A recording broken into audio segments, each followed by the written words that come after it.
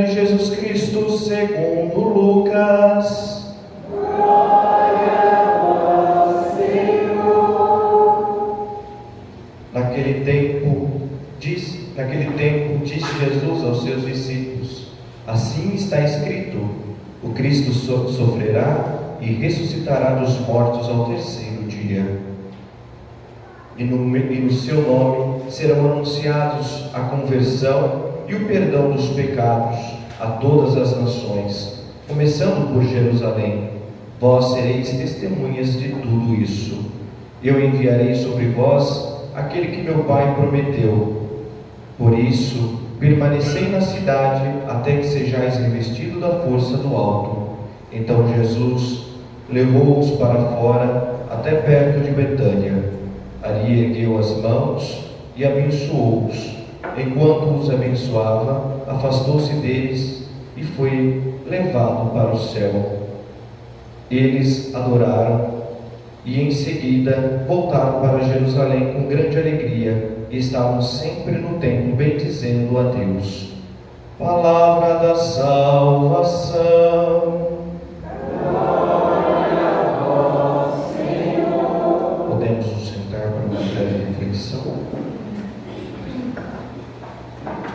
Queridos irmãos e irmãs em Cristo Jesus, nós hoje celebramos a solenidade da Ascensão do Senhor. Para aqueles que acompanharam a liturgia desses 40 dias, que foi depois da Páscoa, Jesus vinha fortalecendo, vinha anunciando e vinha preparando os seus discípulos para este momento que ele volta ao Pai com o seu próprio poder.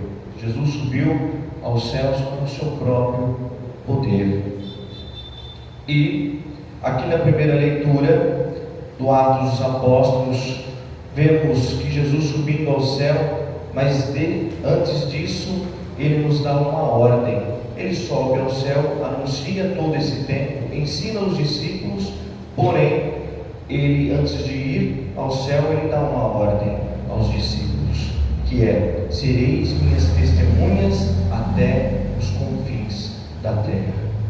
E como ele fez essa ordem aos discípulos lá atrás, ele faz a cada um de nós, que nós como comunidade, como batizados, temos essa missão de ser testemunhas do reino dele, do reino de Deus. Nós que viemos à igreja, nós que temos essa vida cristã, nós temos essa missão de ser testemunhas, do Senhor, custe o que custar. É isso que ele quer nos dizer. E nós estamos fazendo isso? Nós estamos sendo testemunhas deste amor, desta misericórdia? Ou apenas estamos vindo apenas ao templo, falando da palavra, às vezes participa da Eucaristia, mas volta para casa como veio aqui, chegou aqui?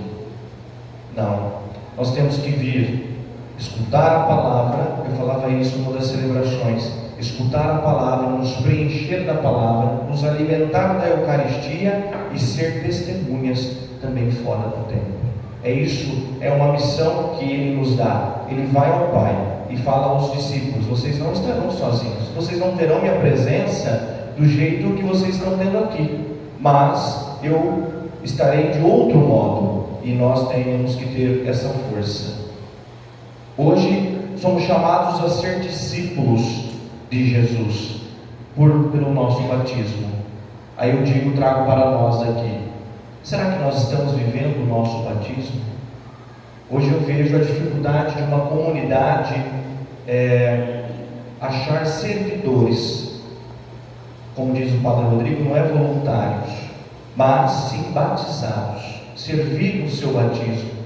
Aí eu vejo a nossa dificuldade como igreja, às vezes, de introduzir pessoas em pastorais, nas coordenações. Aí eu penso: será que nós estamos vivendo o nosso batismo como o Senhor aqui nos comunica, de ser testemunhas vivas? Como eu disse no começo, ele volta ao Pai, mas nos deixa a missão. Nós somos responsáveis de continuar essa missão. A nossa igreja vem de sucessões, né, dos apóstolos, e assim vem o povo de Deus, e nós temos essa missão de continuar, de levar, né? Testemunhar o seu amor, anunciar o Evangelho e ser uma igreja em saída. Papa Francisco nos falava muito isso, né? O saudoso Papa Francisco. Ser uma igreja em saída, uma igreja que, lógico, se alimenta daquilo que eu dizia, da palavra e da Eucaristia, mas é uma igreja em saída. Apesar de ter feito outra leitura, mas eu preparei minha reflexão na segunda leitura de São Paulo, aonde São Paulo aqui, ele reza para que os olhos do nosso coração se abram para compreender aquilo que está acontecendo, a esperança a qual fomos chamados. Nós estamos no jubileu da esperança e nós somos chamados a levar a essa esperança como cristãos. A ascensão do Senhor nos recorda que a nossa pátria definitiva está no céu, e o Cristo exaltado está à direita do Pai, que é a cabeça de um corpo do qual fazemos parte. Cristo é a cabeça e nós somos o seu corpo, e Ele governa, né, tudo, mas não distante de nós. Olha que bonita essa parte. Ele governa tudo, mas não distante de nós. Governa a partir de nós. Nós somos chamados por Ele nos dá essa missão com a graça e a misericórdia, e governa a partir de nós. Eu dizia que quando eu estava no seminário, eu tive uma aula que o padre acho que deixou até um pouco de susto para nós. Ele fala assim: Deus não precisa de nós. É até estranho falar isso, não é? Sou estranho, mas Ele quer precisar de nós, Ele se faz para se precisar de nós. Olha como é bonita sua misericórdia diante de nós, e Ele nos usa. E aqui, como diz São Paulo, que nós também possamos rezar para que nós possamos abrir o nosso coração, para que Ele possa, mediante da sua graça, da sua misericórdia, governar através de nós. Olha, todos nós aqui somos chamados a ser governados e abrir o nosso coração a essa força que é o Espírito Santo.